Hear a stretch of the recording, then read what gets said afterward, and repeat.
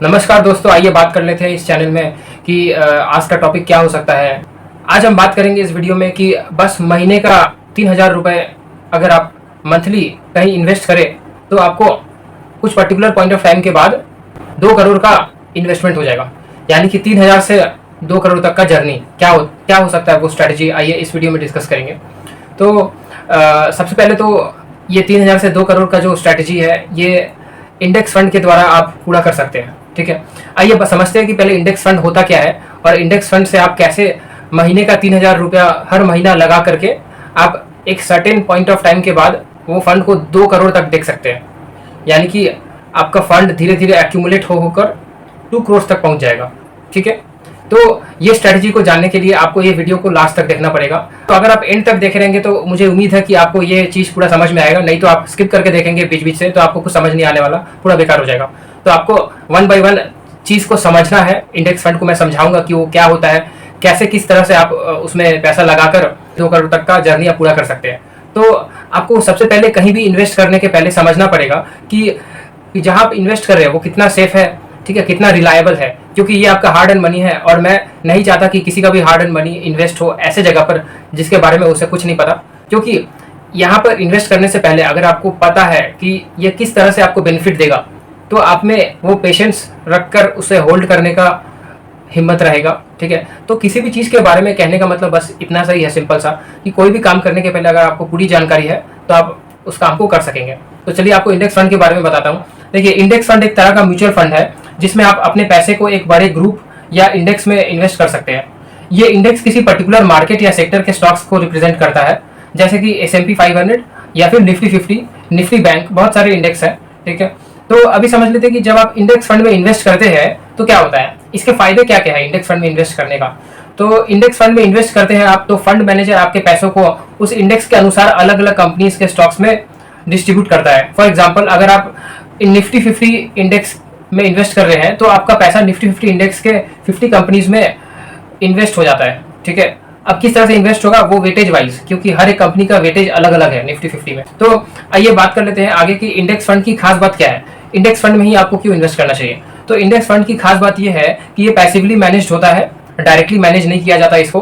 Fund manager इसमें directly अपना efforts नहीं लगाते हैं मैनेज करने के लिए, ये पैसिवली मैनेज हो जाता है और इसमें कोई भी रिस्क नहीं है। रिस्क बहुत, मैं आपको वीडियो के एंड में बताऊंगा कि क्या रिस्क है इसमें इन्वेस्ट करने का। आपको हैरानी हो जाएगी कि इतना कम लो रिस्क वाला चीज़ आपको मिल रहा है इन्वेस्ट करने के लिए, यहाँ पैसा लगाने के लिए। आपको 12 से 15% का रिटर्न आप एक्सपेक्ट कर सकते हैं बहुत ही आराम से इंडेक्स फंड से। और इंडेक्स फंड से आप कभी भी अगर आप विद्रॉ करना चाहे अमाउंट अपना, जैसे कि आपको कभी फंड का रिक्वायरमेंट आ पड़ा, उसको विद्रॉ करना है, आपको किसी काम में लगाना है, तो मैं ये रिकमेंड करूँगा कि जब आप इन्वेस्ट किए तो वो इन्वेस्टेड फंड को आप हाथ ना लगाए। बट ऐसे इमरजेंसीज होती है कि जब हाथ लगाना पड़ता है, तो अगर आप वहाँ से विद्रॉ करेंगे भी तो आपका एक्सपेंस रेशियो बहुत ही कम है, एग्जिट लोड बहुत ही कम रहता है। ठीक है, बहुत सारे ऐसे इंडेक्स फंड होते हैं जहाँ पे एग्जिट लोड बहुत ही मिनिमम रहता है, तो आपको उतना फील नहीं होता कि कुछ एक्सपेंस आपने एक्चुअली पे करा इसको अपने फंड को इन्वेस्ट करने में। तो देखिए, इंडेक्स फंड में जब आप इन्वेस्ट करते हैं तो 2 चीज़ रहता है, एक्सपेंस रेशियो और एग्जिट लोड। तो एग्जिट लोड आपका क्या होता है कि जब आप फंड को विड्रॉ कर रहे होते हैं तो कुछ अमाउंट डिडक्ट होता है, तो अमाउंट जो डिडक्ट होता है उसी को कहते हैं एग्जिट लोड। ठीक है, तो इसमें इन्वेस्ट करने का खास बात यह है कि आपका जो फंड होगा, टोटल फंड, जैसे एक पर्टिकुलर पॉइंट ऑफ टाइम के बाद अगर आपका फंड 2 करोड़ शो कर रहा है और आप विड्रॉ करना चाहते हैं तो आपका एग्जिट लोड बहुत ही कम कटेगा। ठीक है, बहुत ही मिनिमम करता है एग्जिट लोड। तो ये हर एक इंडेक्स फंड के हिसाब से वैरी करता है, कुछ इंडेक्स फंड का कुछ एग्जिट लोड रहता है तो कुछ इंडेक्स फंड का कुछ और एग्जिट लोड रहता है। तो इस तरह से तो मैं आपको बताऊंगा कि किसमें सबसे कम एग्जिट लोड रहता है। ऐसे बहुत सारे ऑप्शंस हैं। निफ्टी 50 में एग्जिट लोड सबसे कम रहता है। ठीक है, बहुत सारे ऐसे इंडेक्स फंड्स हैं जो कि फंड मैनेजर्स उसको एक्टिवली मैनेज करते हैं।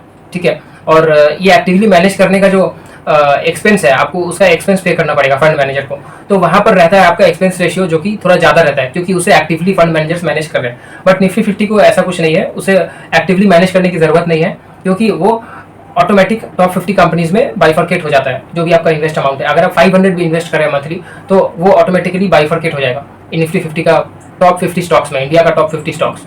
ठीक है, तो अब इंडेक्स फंड में इन्वेस्ट करने से आपको क्या फ़ायदा होता है, आपको ब्रॉड मार्केट एक्सपोजर प्राप्त होता है कि आप बहुत ज़्यादा एरिया को कवर कर सकते हैं। जैसे टॉप 50 कंपनीज में आपका पैसा जा रहा है तो ये कितना डाइवर्सिफाई हो गया, आप ब्रॉड मार्केट को टच कर पाए, ठीक है, क्योंकि आपका पैसा किसी एक पर्टिकुलर स्टॉक में नहीं जा रहा है, ये बहुत सारे स्टॉक्स में जा रहा है, ठीक है, टॉप 50 स्टॉक्स, तो आपका पैसा 50 स्टॉक में जाकर लग रहा है, ठीक है, किस हिसाब से, वेटेज वाइज। अब आपका इन्वेस्टमेंट अमाउंट 50 कंपनी में लगने की वजह से क्या हो रहा है, आपका रिस्क बहुत ही कम हो जा रहा है, डाइवर्सिफाई हो जा रहा है, आपको डाइवर्सिफिकेशन का फायदा मिल रहा है, ठीक है। और इससे क्या होता है कि आपका पैसा जब अलग अलग स्टॉक्स में डिस्ट्रीब्यूट हो जाता है तो आपका रिस्क को स्प्रेड आउट करने का फायदा होता है, ठीक है। तो इस तरह से इंडेक्स फंड में आपका रिस्क बहुत ही डाइवर्सिफाई हो जाएगा और जिसके वजह से रिस्क मिनिमम हो जाएगा आपका। तो इंडेक्स फंड में इन्वेस्ट करने के लिए आपको स्टॉक प्राइसिंग और मार्केट टाइमिंग की जरूरत नहीं होती है, आपको सिर्फ इंडेक्स फंड का परफॉर्मेंस और एक्सपेंस रेशियो देखना होता है। ये एक सिंपल और लो कॉस्ट तरीका है लॉन्ग टर्म इन्वेस्टमेंट के लिए।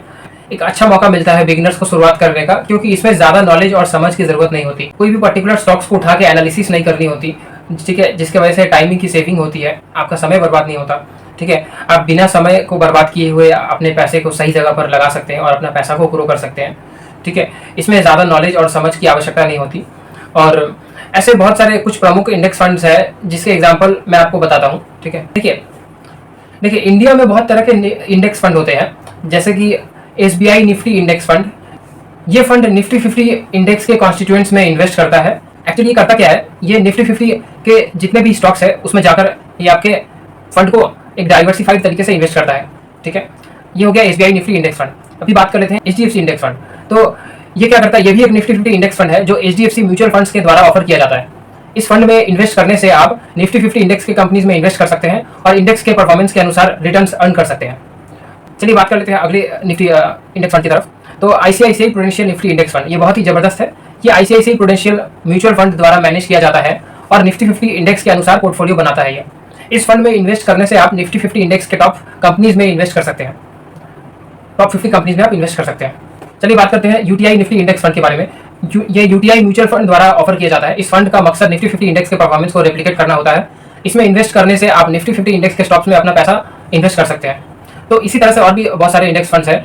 चलिए ये कुछ एग्जांपल्स है इंडेक्स फंड्स के, बट इंडिया में और भी बहुत सारे इंडेक्स फंड्स हैं जिसमें आपको अपना रिस्क प्रोफाइल को समझ के इन्वेस्ट करना होता है, ठीक है। आपको अपने रिस्क प्रोफाइल को समझना होगा, इन्वेस्टमेंट गोल्स को समझना होगा कि आप किस पर्टिकुलर पॉइंट ऑफ टाइम के बाद जाकर आपको वो इन्वेस्टमेंट वाला फंड का रिक्वायरमेंट पड़ सकता है। तो इन्वेस्टमेंट गोल्स बनाने होते हैं और फंड के फीचर्स को समझकर अपने फाइनेंशियल एडवाइजर या इन्वेस्टमेंट एडवाइजर जो एक्सपर्ट है उसे आप कंसल्ट करके डिसीजन ले सकते हैं, अगर आपको अपना पर्सनल डिसीजन लेना है। तो ये वीडियो एक अवेयरनेस फैलाने के मकसद से बनाया गया है। देखिए इंडेक्स फंड में इन्वेस्ट करने का प्रोसेस जनरली बहुत स्ट्रेट फॉरवर्ड होता है, ठीक है। यहाँ मैं आपको एक सामान्य प्रोसेस बताता हूँ, लेकिन हर फाइनेंशियल इंस्टीट्यूशन, ब्रोकर या म्यूचुअल फंड कंपनी का अपना प्रोसेस हो सकता है, ठीक है। आपको अपने बैंक, ब्रोकर या म्यूचुअल फंड कंपनी से सही और करंट प्रोसेस के बारे में जानकारी लेनी चाहिए, ठीक है। यहाँ एक सामान्य इंडेक्स फंड में इन्वेस्ट करने का प्रोसेस मैं आपको बता देता हूँ, ठीक है। पहला आपको क्या करना होता है, आपको अपना अकाउंट खोलना होता है। सबसे पहले आपको एक इन्वेस्टमेंट अकाउंट खोलना है। आप ये अकाउंट किसी भी रेप्यूटेड बैंक, ब्रोकरेज फर्म या म्यूचुअल फंड कंपनी से खुलवा सकते हैं। इसके लिए आपको KYC know your customer process complete करना होगा, जिसमें आपको अपनी आइडेंटिफिकेशन प्रूफ, एड्रेस प्रूफ और पैन कार्ड जैसे डॉक्यूमेंट सबमिट करने पड़ सकते हैं, ठीक है। इंडेक्स फंड कैसे आपको सिलेक्ट करना है, अब इस बारे में जान लेते हैं, ठीक है। अब जब आपका अकाउंट ओपन हो जाएगा तो आपको एक इंडेक्स फंड सिलेक्ट करना पड़ेगा जिसमें आप अपना जिसमें आप अपना फंड्स को इन्वेस्ट करना चाहते हैं। तो आपको अलग अलग इंडेक्स फंड के performance, expense ratio, minimum investment amount और अदर फैक्टर्स को इवैल्यूएट करना चाहिए। इसमें आपको अपने रिस्क टॉलरेंस और इन्वेस्टमेंट गोल्स के हिसाब से सही इंडेक्स फंड चूज करना चाहिए, ठीक है। अभी इन्वेस्टमेंट अमाउंट आप कैसे डिसाइड करेंगे, अब आपको डिसाइड करना होगा कि आप कितना पैसा इंडेक्स फंड में इन्वेस्ट करना चाहते हैं। आपको वही अमाउंट इन्वेस्ट करना चाहिए जो इन्वेस्ट करने से आपको ज़्यादा कुछ फील ना हो। जैसे कि अगर आप अपने सैलरी का 60% अमाउंट तो इन्वेस्ट नहीं कर सकते इंडेक्स फंड में, बहुत ज़्यादा हो जाएगा। तो आपको देखना पड़ेगा कि कितना पैसा आप बहुत ही आसानी से साइड कर सकते हैं अपने सैलरी से, या कोई भी सोर्स ऑफ इनकम है जिसमें से आप कुछ पैसा साइड कर सकते हैं, वो पर्टिकुलर अमाउंट का आपको चुनाव करना पड़ेगा। तो अभी आपको क्या करना है, ये अमाउंट आपका फाइनेंशियल कैपेसिटी, रिस्क टॉलरेंस और लॉन्ग टर्म गोल्स पर डिपेंड करेगा कि आपको क्या चाहिए बेसिकली उस इन्वेस्टमेंट वाले ऑप्शन से। तो ऐसे बहुत सारे इन्वेस्टमेंट ऑप्शन है। अगर आप किसी पर्टिकुलर इन्वेस्टमेंट ऑप्शन को सिलेक्ट कर रहे हैं तो आपका क्या मकसद है बेसिकली इन्वेस्ट करने का, ठीक है। आपको अपना फाइनेंशियल कैपेसिटी, रिस्क टॉलरेंस और लॉन्ग टर्म गोल्स को समझ करके इन्वेस्ट करना चाहिए। ध्यान रखिएगा कि बहुत सारे इंडेक्स फंड्स के लिए मिनिमम इन्वेस्टमेंट अमाउंट होता है जिसको आपको पूरा करना पड़ता है। देखिए जैसे कि एक मिनिमम इन्वेस्टमेंट अमाउंट होता है जैसे कि 2000, लेकिन आप 500 से ही करना चाहते हैं पर मंथ, तो आपको 2000 से स्टार्ट करना पड़ेगा। 500 अगर आप इन्वेस्ट करना चाहते हैं तो उस पर्टिकुलर इंडेक्स फंड में आप शायद इन्वेस्ट नहीं कर सकेंगे। आपको दूसरा इंडेक्स फंड का चुनाव करना पड़ेगा जिसका minimum investment amount 500 per month से भी शुरू होता है। तो ऐसे बहुत सारे हैं। आप ICICI प्रूडेंशियल देख सकते हैं, ICICI prudential Nifty 50 index fund, वो आप देख सकते हैं। वहाँ पर 500 पर मंथ से आप शुरुआत कर सकते हैं। ठीक है, तो इन्वेस्टमेंट ऑर्डर कैसे प्लेस करना होता है? जब आप इंडेक्स फंड सिलेक्ट और इन्वेस्टमेंट अमाउंट डिसाइड कर लेते हैं तो आपको अपने इन्वेस्टमेंट अकाउंट में लॉगिन करना होगा। वहां पर आपको इन्वेस्टमेंट ऑर्डर प्लेस करना होगा। आपको इंडेक्स फंड का नाम, इन्वेस्टमेंट अमाउंट और अन्य जरूरी डिटेल्स एंटर करनी होगी। आप ऑनलाइन बैंकिंग, मोबाइल ऐप या फोन के थ्रू भी इन्वेस्टमेंट कर सकते हैं। ठीक है, तो आप इन्वेस्टमेंट ऑर्डर फोन के थ्रू भी प्लेस कर सकते हैं, क्योंकि जब आप अपना इन्वेस्टमेंट ऑर्डर प्लेस कर लेते हैं तो आपको कंफर्मेशन मिल जाएगा कि आपका इन्वेस्टमेंट अमाउंट, आपका इन्वेस्टमेंट ऑर्डर सक्सेसफुली एग्जीक्यूट हुआ है। आपको कंफर्मेशन स्टेटमेंट और ट्रांजैक्शन डिटेल्स प्रोवाइड की जाएगी। इससे आप अपने इन्वेस्टमेंट का प्रूफ रख सकते हैं और फ्यूचर में रेफरेंस के लिए यूज़ कर सकते हैं। चलिए आखिरी पॉइंट की तरफ रुख करते हैं। तो एक बार जब आप इंडेक्स फंड में इन्वेस्ट कर लेते हैं तो आपको अपने इन्वेस्टमेंट को रेगुलर बेसिस पर मॉनिटर करना चाहिए। आप अपने इन्वेस्टमेंट अकाउंट में लॉगिन करें, अपने इंडेक्स फंड का परफॉर्मेंस, पोर्टफोलियो और अन्य अपडेट्स को ट्रैक करें। इससे आप अपने इन्वेस्टमेंट को समय पर रिव्यू कर सकते हैं और ज़रूरत पड़ने पर सही समय पर अपने इन्वेस्टमेंट स्ट्रेटजी को मॉडिफाई कर सकते हैं। ठीक है, ये था एक सामान्य प्रोसेस इंडेक्स फंड में इन्वेस्ट करने का, लेकिन हर फाइनेंशियल इंस्टीट्यूशन और म्यूचुअल फंड कंपनी का अपना प्रोसेस होता है। इसलिए सही और करेंट इन्फॉर्मेशन के लिए आपको उनसे डायरेक्टली कांटेक्ट करना पड़ सकता है। ठीक है, तो मैं एक जनरल तरीका आपको बता दिया कि ये तरीका से इन्वेस्ट होता है इंडेक्स फंड में।